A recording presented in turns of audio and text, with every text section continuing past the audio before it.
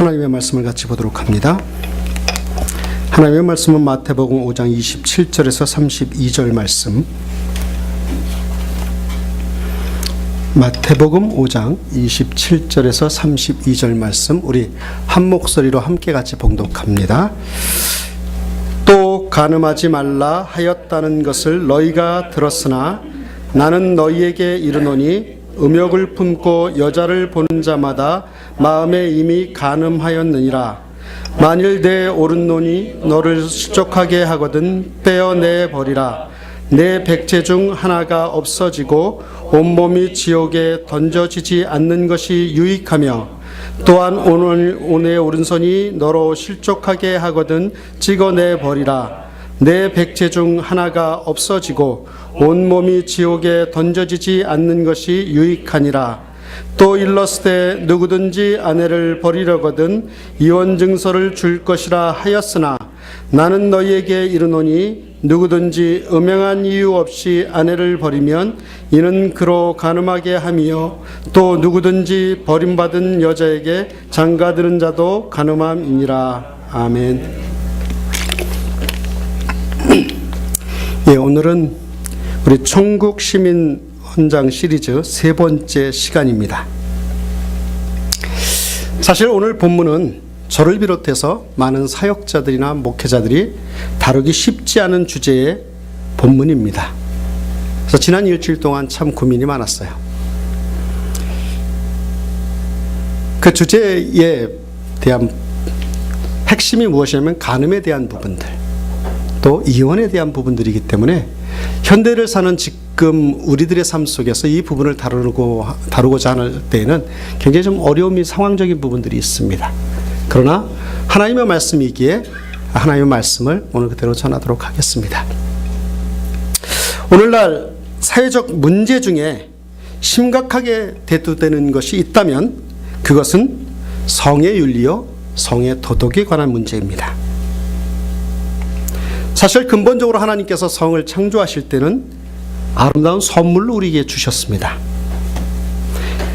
그러나 죄의 영향 아래에 있는 인간이 육신의 정욕에 이끌려 잘못 분출되어지거나 잘못 사용되어지기 때문에 그것이 죄의 원인이 되어지고 죄에 빠지게 되었던 것이죠. 지난 한 해 동안에 한국에서 있었던 여러 가지 이슈와 뉴스들 가운데 이런 것이 있습니다. 유치원 원장이라고 하는 사람이 자기 유치원 어린아이를 상습적으로 성추행하고, 또 어떤 여학생이 버스를 기다리다가 납치되어서 5명에게 몹쓸 짓을 당한 후에 그 충격에 이기지 못해서 자기 방문고리에 목을 메어 자살하기도 했습니다. 또한 부유한 가정주부들이 남편이 출근하거나 출장 간 후에 그 무료함을 달래기 위해서 낮 시간 동안에 다른 남자에게 돈을 받고 하지 말아야 할 짓을 하다가 경찰에 붙잡혔다는 소식이 왕왕 인터넷을 통해서 제가 본 기억이 있습니다.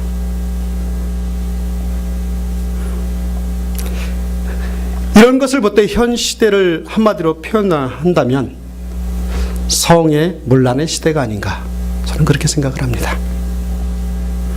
정말 성스러워야 할 성이 상품화가 된 지가 벌써 오래되었습니다.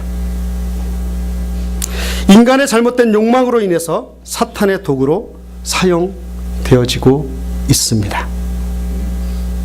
아마도 지금 이 순간에도 어디에선가 이 세상에서 어두운 데서 이러한 간음의 범죄가 왕왕 일어나고 있을 것이라 저는 예상을 합니다. 오늘 본문은요 27절 28절은 이렇게 시작합니다. 또 간음하지 말라 하였다는 것을 너희가 들었으나 나는 너희에게 이르노니 음욕을 품고 여자를 보는 자마다 마음에 이미 간음하였느니라.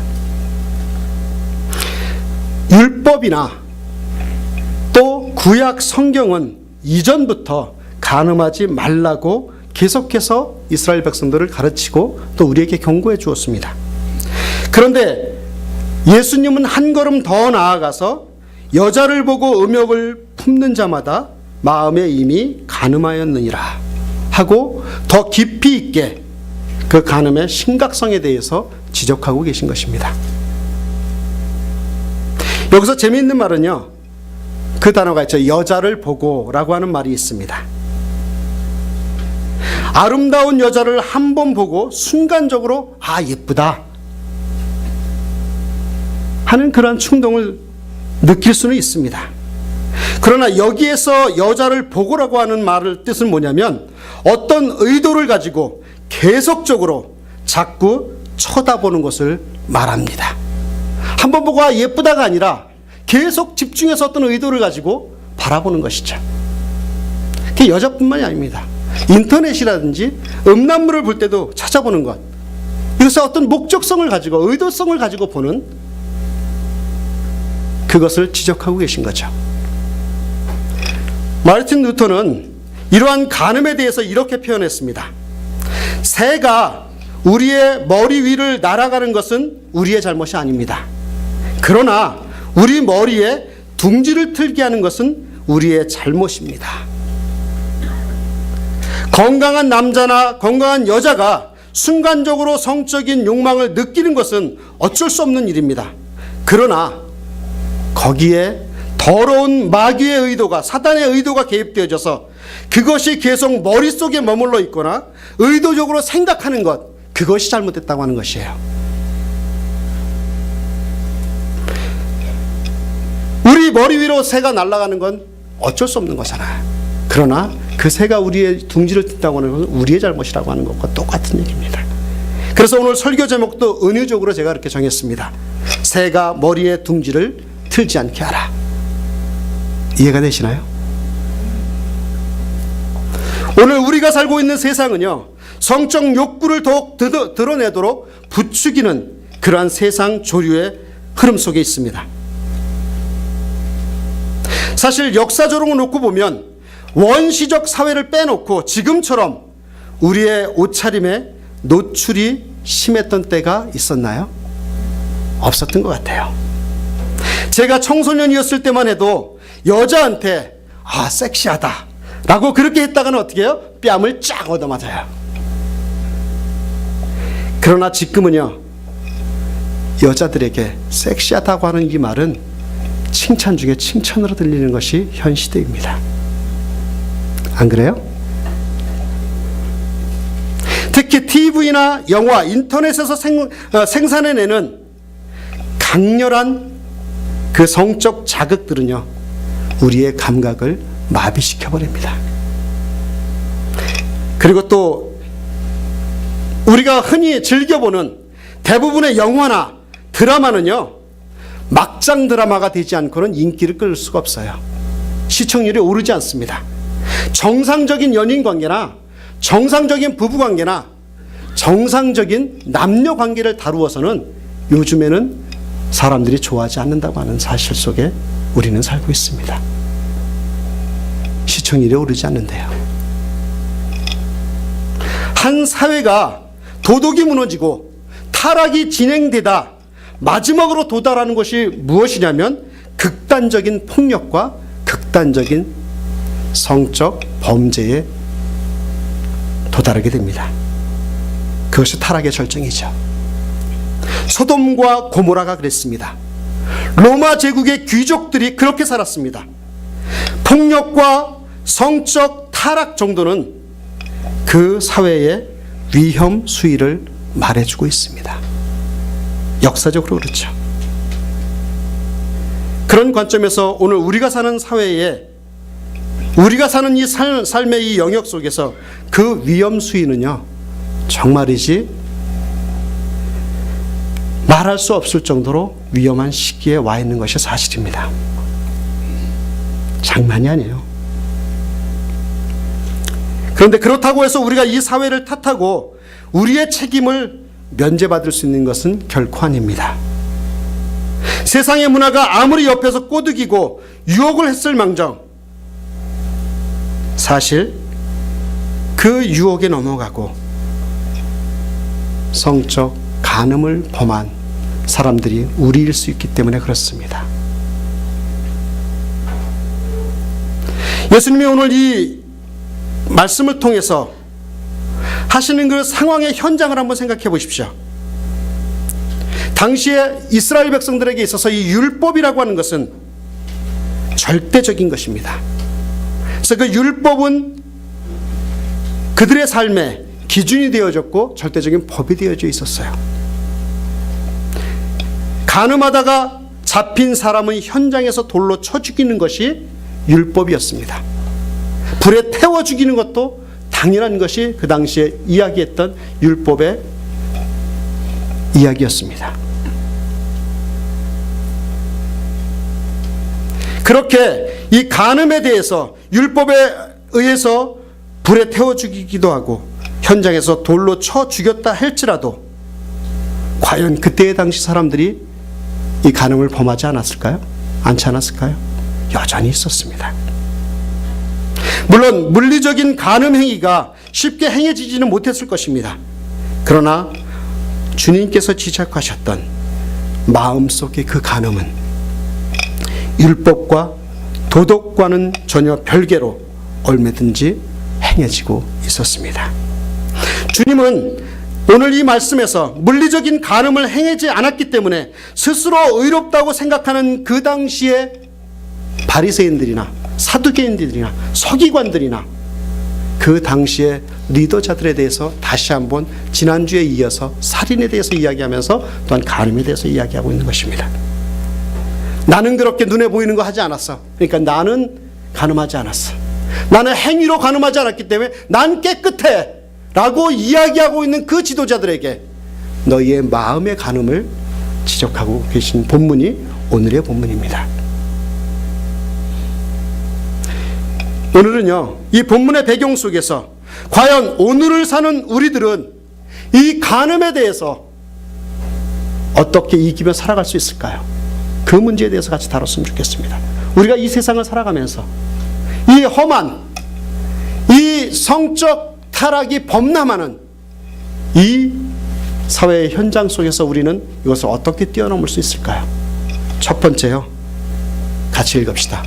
피해야 합니다. 우리가 간음의 범죄를 이겨내기 위해서는요, 피해야 합니다. 음욕이라고 하는 단어는 그 음욕의 마음만을 말하는 것이 아니라 음욕을 품은 자라고 하는 의미도 거기에 포함이 되어 있습니다. 즉 이성에 대해서 불의한 방법으로 그것을 소유하고자 하는 계속적인 욕망과 구체적인 계획을 지닌 사람을 말합니다.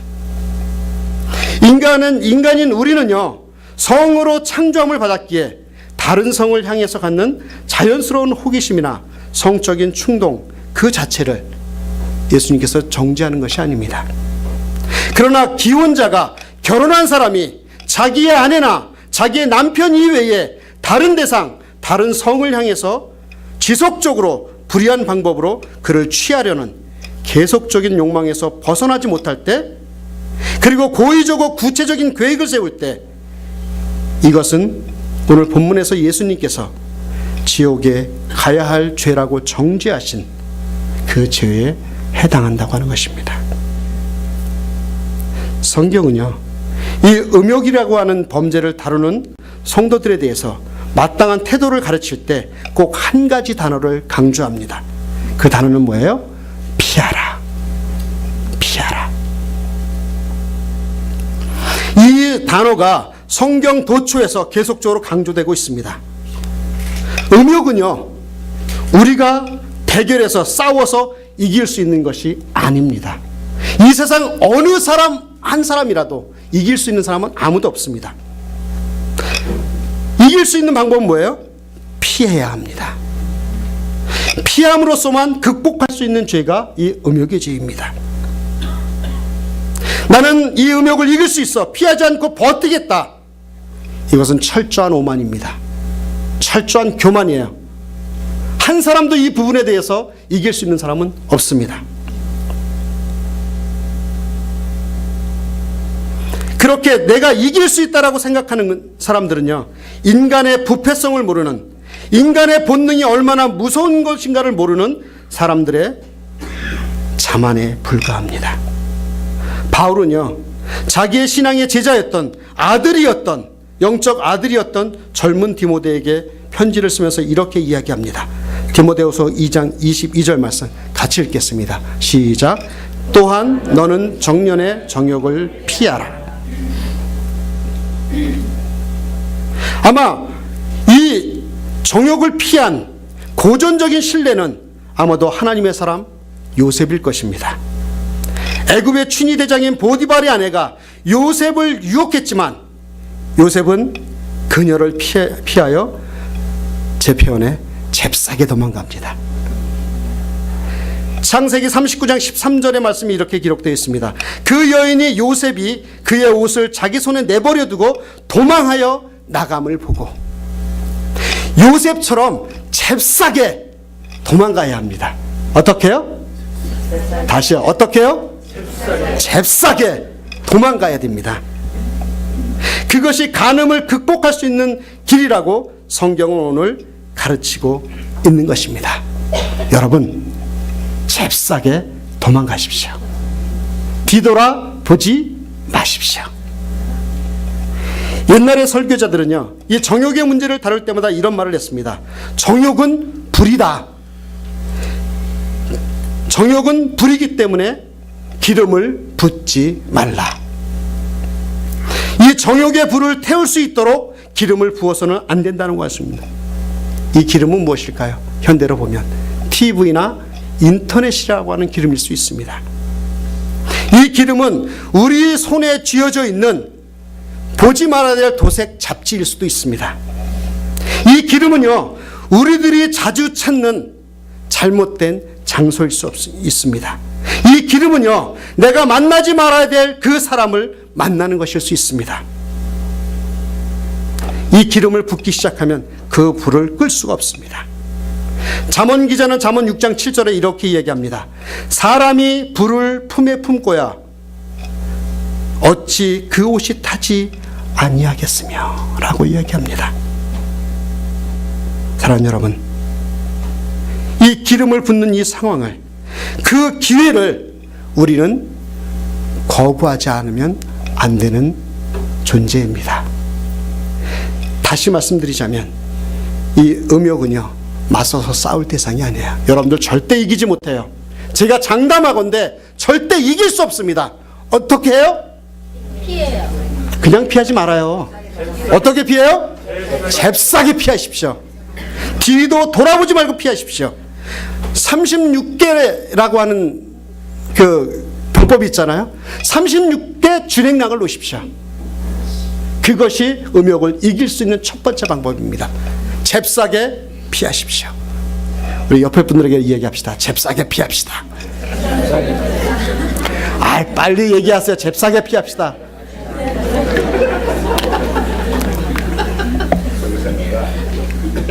두 번째, 우리가 이 음욕을 피할 수 있는 방법 두 번째는 어떻게 결단해야 합니다. 본문 29절 30절 말씀을 이렇게 이야기하고 있습니다. 만일 내 오른눈이 너로 실족해 하거든 빼어내버리라. 또한 만일 내 오른손이 너를 실족해 하거든 찍어내버리라. 이 이야기는 무엇이냐면, 예수님께서 어떤 대가를 지불하고서라도 이 간음은 우리들이 피하지 않으면 안 되는 범죄라고 강조하고 있는 것입니다. 그렇기 때문에 우리는 오른눈을 빼어버릴 정도로, 오른손을 찍어내버릴 정도로 멀리하라고, 결단하라고 말씀하고 있는 것입니다. 그러나 이것은 문자 그대로 눈과 손을 잘라내버리라는 이야기는 아닙니다. 기독교 역사 가운데 이 말씀을 그대로 문자 그대로 순종해서 실천한 사람들이 있었어요. 그런데 그들은 성공하지 못했습니다. 왜요? 오른눈을 빼어버렸더니요, 어떻게 해요? 왼눈이 똑같아요. 오른손을 잘라보십시오. 왼손이 손이 갑니다. 이것이 우리의 본 모습이에요. 이것이 우리의 본 모습이라니까요. 문제는요, 우리의 마음속에 결단을 해야 됩니다. 각오를 해야 됩니다. 내가 오른손을 찍어내버리는, 오른눈을 빼버리는 이 대가를 지불하고서라도 이 음욕을 피하겠다라고 하는 결단이 우리 가운데 필요한 것입니다. 예수님께서 왜 눈과 손을 말씀하셨습니까? 유대인들에게는요, 다음과 같은 랍비의 유명한 격언이 있습니다. 그것은 뭐냐면, 간음은 두 시녀를 거느린다. 하나는 눈이고 하나는 손이다. 간음이 어디부터 시작돼요? 눈부터 시작됩니다. 그러고 나서 어떻게 돼요? 손이 슬쩍 갑니다. 너무 리얼한가요? 제가 해본 것 같아요.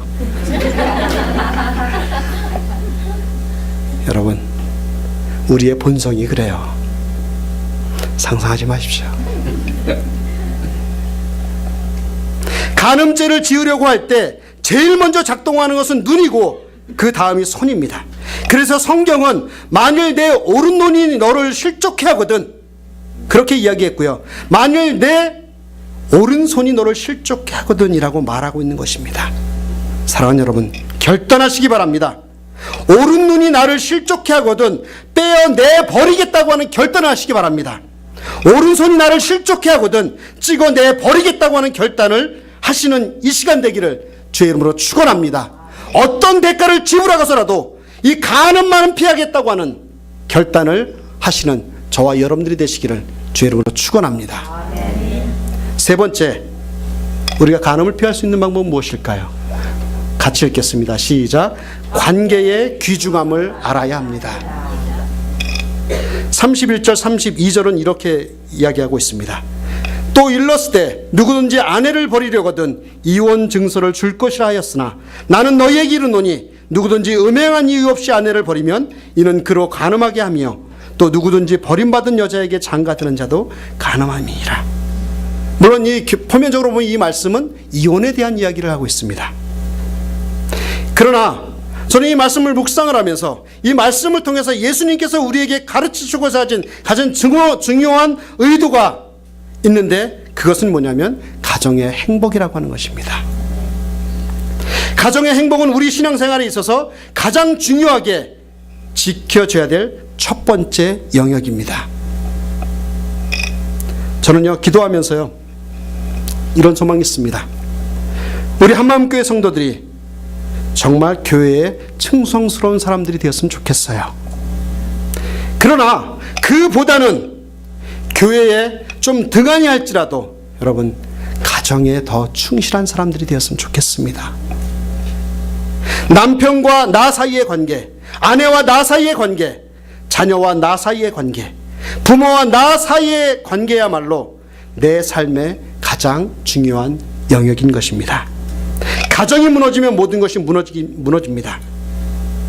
사랑하는 여러분, 여러분의 가정을 우선순위에 두시길 바랍니다.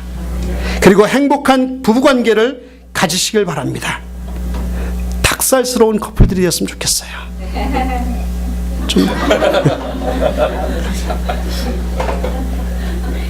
나이가 들으면서요, 제가 잘 못하는 것 중에 하나가 닭살이에요. 근데 그거 해보면은요, 괜찮은 것 같아요. 괜찮은 것 같아요. 최동규 집사님, 네. 예, 닭살을 한번 좀 대보십시오. 닭살이도 다 보십시오. 부부관계 속에서요, 사단이 틈을 타지 못하게 사단에게 기회를 주지 않기를 바랍니다. 우리의 행복하고 아름다운 가정생활, 능동적인 가정관계야말로 간음을 극복할 수 있는 우리 믿음의 전진기지가 될 줄 믿습니다. 우리 청년들은요, 그런 가정을 놓고 기도하십시오. 그런 배우자를 놓고 기도하세요. 건강한 부부관계는 예수님과 나, 또 신랑 되신 예수님과 그분의 신부된 성도들의 관계의 예표와 그림자가 됩니다. 그러면 우리는 늘 주님과의 보다 깊은 관계를 가져야 될 줄 믿습니다. 또한 그것뿐만이 아니라 남편과 아내와 자녀와의 관계의 귀중함을 알아서 우리 가정에 간음이 틈타지 못하도록 파수꾼처럼 그 역할을 감당해야 될 줄 믿습니다. 여러분, 관계의 중요성을 소중하게 여기십시오. 여러분들에게 주신 아내, 여러분들에게 주신 남편, 여러분들에게 주신 자녀, 여러분들에게 주신 부모님의 관계를 소중하게 여길 때 우리의 삶에 간음이 떠나갈 줄 믿습니다. 마지막으로요, 이 말씀을 준비하면서 이런 삶이 되었으면 좋겠습니다. 영적 간음을 버려야 한다고 하는 사실이에요. 오늘날에 있어서 부부간의 간음 문제가 심각한 것은 사실입니다. 그러나 저는요, 그보다도 심각한 간음의 문제가 있음을 압니다. 그것은 바로 인간인 우리가 하나님을 향해 범하는 영적 간음입니다. 너무나 마음이 아파요. 하나님은 이스라엘이 배신을 하고 다른 신에게로, 다른 이방 신에게로 우상에게 간 것을 보고 그것을 무엇이라고 표현하냐면 간음이라고 표현합니다. 즉 신앙의 순결성을 저버리고 신앙의 거룩성을 저버리고 우상에게 매혹되는 것을 간음의 범죄로 하나님은 정죄하고 있습니다. 예레미야 3장 8절의 말씀은 이렇게 이야기합니다. 내게 배역한 이스라엘이 간음을 행하였으므로 내가 그를 내쫓고 그에게 이혼서까지 주었을 때 그의 반역한 자매 유다가 두려워하지 아니하고 자기도 가서 행음함을 내가 보았노라. 야고보서 4장 4절에 이렇게 이야기합니다. 간음한 여인들아, 세상과 벗된 것이 하나님과 원수됨을 알지 못하느냐. 그런즉 누구든지 세상과 벗이 되고자 하는 자는 스스로 하나님과 원수되는 것이니라. 성경은요, 하나님과 이스라엘 백성 또는 그리스도와 교회의 관계를 신랑과 신부의 관계로 말씀하고 있습니다. 우리의 신랑은 예수 그리스도시고 우리는 예수님의 신부가 됩니다. 그러므로 간음은요, 신부인 이스라엘 백성들이 신랑 대신 하나님을 예배하지 않고 다른 우상을 예배하는 사건을 표현하는 대표적인 단어이기도 합니다.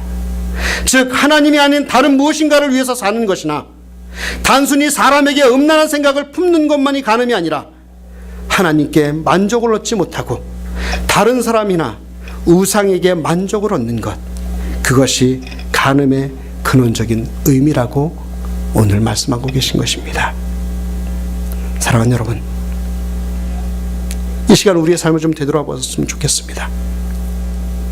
하나님의 백성으로, 하나님의 사람으로 하나님 앞에서 지켜야 될 거룩함을 잊어버린 채 남편인 호세아를 떠나 세상의 남자들을 찾아 나섰던 고멜처럼 우리는 하나님이 싫다고, 하나님이 없다고, 세상이 더 좋다고, 물질이 더 좋다고 주님을 떠나버린 영적으로 간음한 우리는 아닙니까?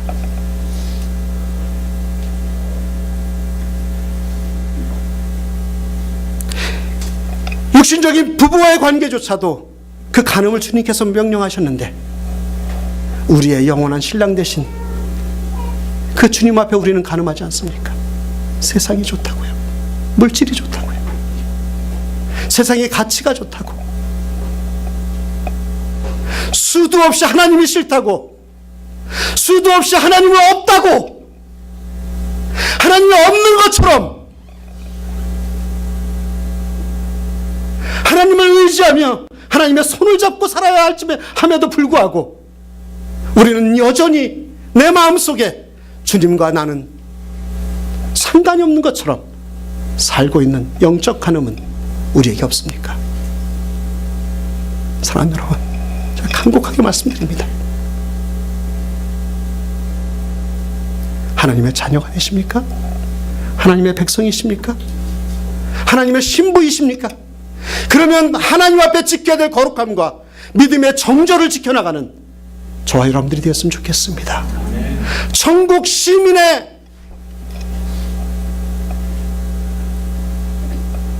법들을 지켜가는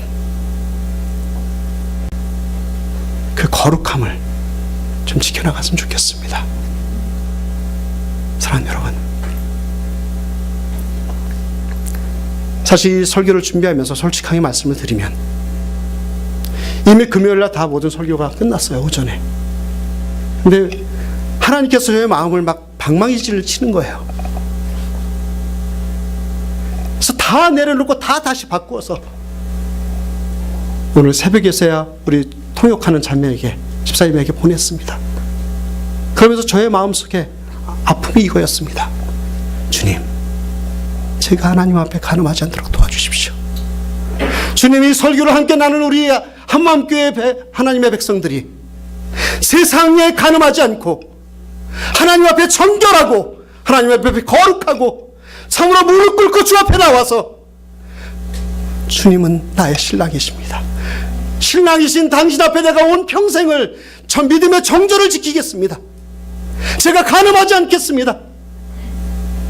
이런 고백이 나왔으면 좋겠습니다라고 하는 그 마음의 그 가슴의 답답함이 저에게 있었습니다. 사랑하는 여러분, 주 앞에 정결하십시오. 주 앞에 거룩함을 지켜나갔으면 좋겠습니다. 주 앞에 간음하지 않고 정결한 신부로서, 거룩한 하나님의 천국 시민으로서 주님을 영광되이 드러내는 저와 여러분들이 되었으면 좋겠습니다. 내 머리 위에 새는 날아갈 수 있지만 둥지를 틀지 않도록 우리의 삶을 되돌아보며 주 앞에 드리는 천국 시민으로 살아가는 저와 여러분들이 되시기를 주 이름으로 축원합니다. 정말 축원합니다. 정말 기도합니다. 여러분, 거룩하게 삽시다. 정결하게 삽시다.